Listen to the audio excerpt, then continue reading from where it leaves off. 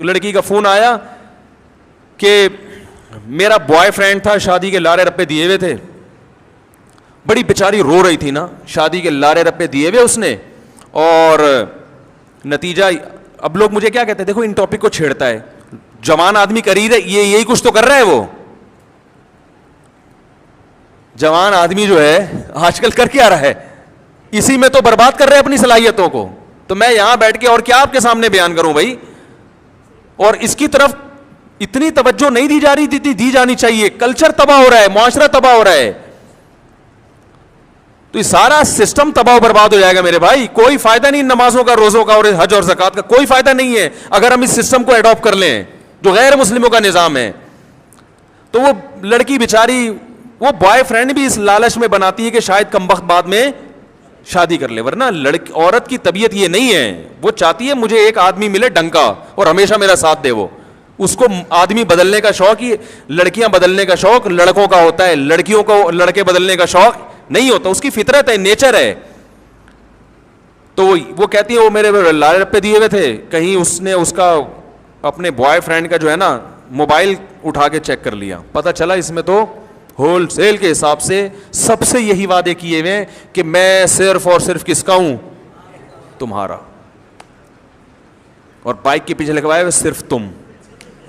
ہر ایک سمجھ رہی ہے کہ صرف میں, کسی کو کیا پتا.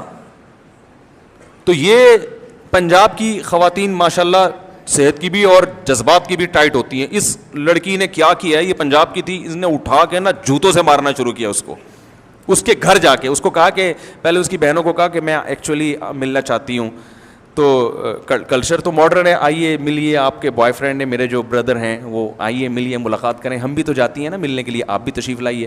بڑی خوش ہوں کہ بھی میرے بھائی سے ملنے آ رہی ہیں. وہ آئی, وہ کمبخت سو رہا تھا اس وقت, اس کی شامت آ گئی. اس سوتے ہوئے اس نے فوراً موبائل, اس کو شک بھی نہیں تھا کیونکہ اتنے لارے, یہ کراچی کا واقعہ ہے, تو اتنے لارے رپے دیے ہوئے تھے نا اس نے کہ اس کو 100% یقین تھا کہ یہ جھوٹا نہیں ہو سکتا. تو وہی ہوا کہ اس کے موبائل اٹھایا, سو رہا تھا, اس کو موقع مل گیا, اس نے تو بیچاری نے شاید چیک کرنے کے لیے ویسے ہی اٹھایا, تو پتہ چلا کہ ان باکس میں میسیجز جب دیکھے تو بھائی بہت سب کو الو بنایا ہوا ہے.